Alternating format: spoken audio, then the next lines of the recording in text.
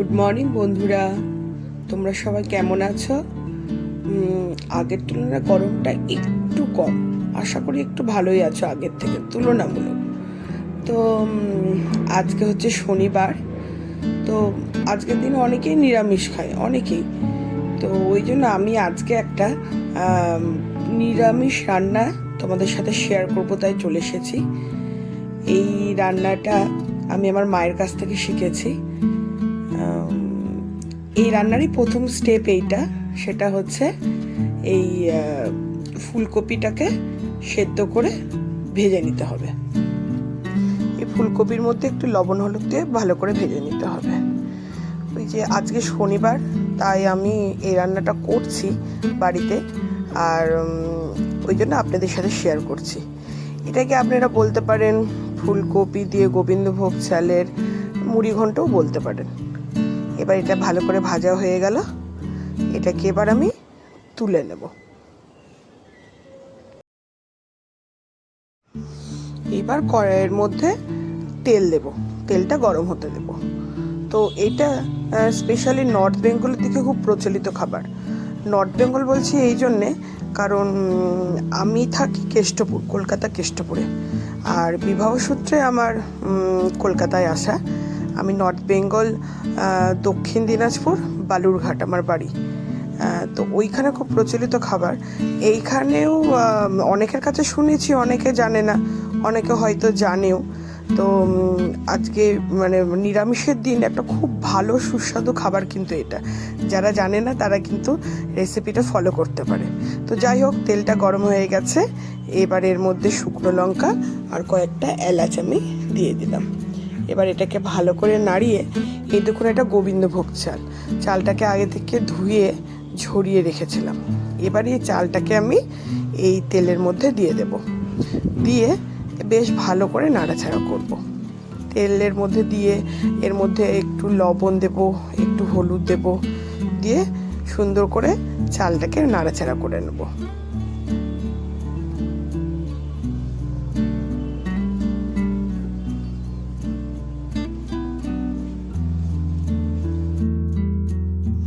আপনারা তো জানেনই, আজকালকার বাচ্চারা একদম নিরামিষ তো খেতে চায় না। সবজি সাবজা, শাক, এমনকি মাছও খেতে চায় না ঠিকঠাক করে।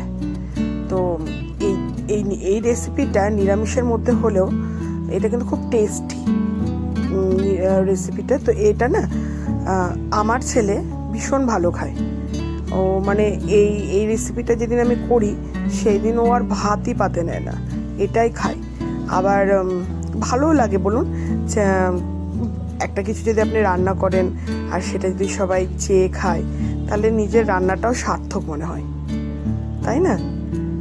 তো এটাকে আমি ভালো করে ভাজছি। ছেলে এটা দেখেই বলেছে, মা আজকে কিন্তু আমি আর ভাত খাবো না, আমি কিন্তু এটাই খাবো। তো বা ভালো, তাই খাক, খেলেই হলো, পেটটা ভরা নিয়ে কথা। এরকম একটা নিরামিষ খাবার খাবে, সেটাই অনেক। আপনাদের সাথে গল্প করতে করতে আমার চালটাও মোটামুটি ভাজা হয়ে গেছে। এবার আমি পেস্টটা দিয়ে দেব। এই পেস্টটার মধ্যে আমি আদা, জিরে আর লঙ্কা দিয়ে একসঙ্গে পেস্ট করেছি। পেস্ট করে এটা দিয়ে এবার আমি কষিয়ে নেব। তো এমনি তো গুঁড়ো মশলা বাড়িতে থাকেই, তবে জানেন গুঁড়ো মশলার থেকে গোটা মশলা যদি পেস্ট করে নেওয়া যায়, স্বাদটা আরও ভালো হয়। তাছাড়াও আমি যখন আজকে বাড়িতেই রয়েছি, স্যাটারডে, ওই জন্য আমি গোটা জিরে, গোটা লঙ্কা পেস্ট করে নিয়েছি। তবে জানেন এই মিক্সিতে পেস্ট করার থেকে নোড়ায় যদি বেটে নেওয়া যায়, আরও স্বাদ হয়। সে আমার মা কাকিমারা ঠাম্মারা সব করতো, এখন তো আর সেই সব উঠেই গেছে বলতে গেলে প্রায়। তো যাই হোক, এটা আমি মিক্সিতেই পেস্ট করে নিয়েছি, নিয়ে এবার এটা ভালো করে আমি কষিয়ে নিচ্ছি।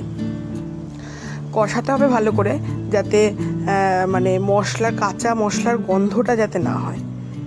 তো এবারে সুন্দর করে এবার আমি এটা কষিয়ে নিচ্ছি।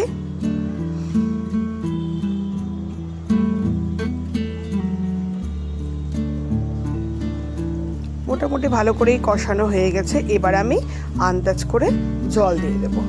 জলটার পরিমাণটা আমি ঠিক বলতে পারবো না আপনাদের, জানেন, আপনারাও ওই আন্দাজ করে মোটামুটি অল্প দেবেন, দেখবেন একটু নেড়ে চেড়ে ওটা শুকিয়ে গেলে দেখবেন যে একটু চালটাকে করে দেখবেন, যদি আরেকটু লাগে জল আরেকটু দেবেন, মোটামুটি ব্যাপারটা ঝুরঝুরে হবে। ওই জন্য জলটা আমাদের অল্প অল্প করে দিতে হবে, ধীরে ধীরে জল দিয়ে ধীরে ধীরে ফুটুক, ব্যাপারটা লাগলে পরে আবার দেব, এইভাবে করতে হবে।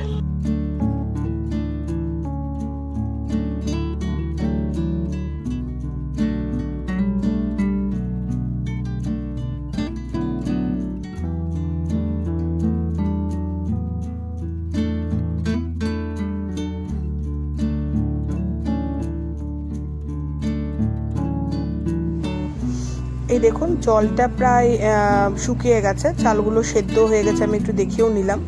এবার প্রায় 85% হয়ে গেছে। এবার বাদ বাকিটুকু ওই এরপরে যা টুকটাক জিনিস দেবো, ফুলকপি দেবো, ওইটা নাড়তে নাড়তে, গোবিন্দভোগ চাল তো তাড়াতাড়ি সিদ্ধ হয়ে যায়। গোবিন্দভোগ মানে আতপ চালটা আর কি, যেটা খুব সুন্দর একটা গন্ধ আছে যে চালটায়, গোবিন্দভোগ চাল। তো এটা দেখছি আমি মোটামুটি হয়ে গেছে। এবার আমি এটার মধ্যে না ওই ঘরের রয়েছিল আমার কিশমিশ, একটু কিশমিশ দিয়ে দিলাম। এটা অনেকটা পোলাও টাইপের মতন বেশ হয় খেতে।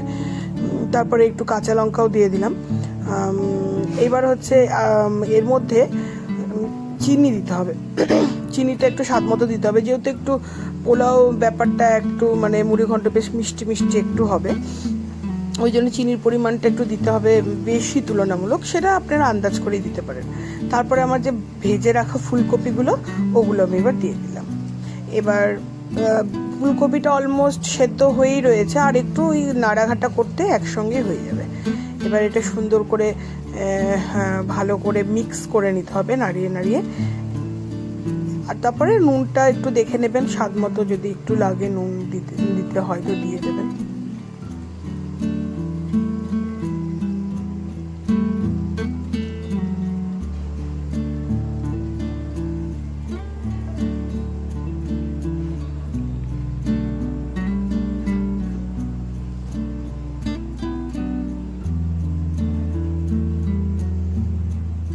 একটু সময় ধরে নাড়াতে হবে, যাতে আমার ওই আর যে 15% যেটা চালটা সেদ্ধ হবার আছে সেটা যেন হয়ে যায়। এভাবে নাড়তে নাড়তে চালটা সেদ্ধ হয়ে যাবে। দেখবেন ধীরে ধীরে ঠান্ডা হলে জিনিসটা ঝুরঝুরে হয়ে যাবে। এখন একটু গায়ে লাগা মনে হলেও ঠান্ডা হলেই ঝুরঝুরে হয়ে যাবে।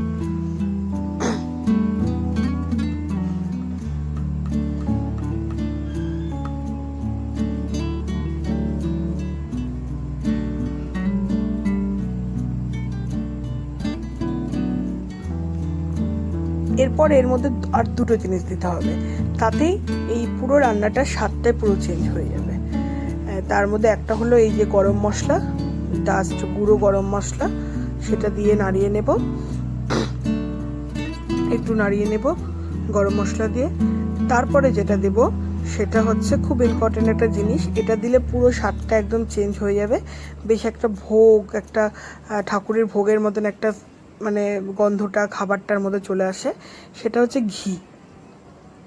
এবার আমি একটু ঘি দিয়ে দেবো আন্দাজ করে, তাহলে খেতেও স্বাদ হবে, গন্ধটাও খুব সুন্দর বেরোবে। আপনারা ট্রাই করে দেখবেন, খুব ভালো একটা খাবার। আর এটা হয়ে গেলে না, এটাকে একটু ঠান্ডা করতে দেবেন, দেখবেন তখন চালটা একদম পুরো ঝরঝরে হয়ে গেছে। এই যে আমার অলমোস্ট রান্না কমপ্লিট হয়ে গেছে। এবার আমি নামিয়ে ফেলবো রান্নাটা।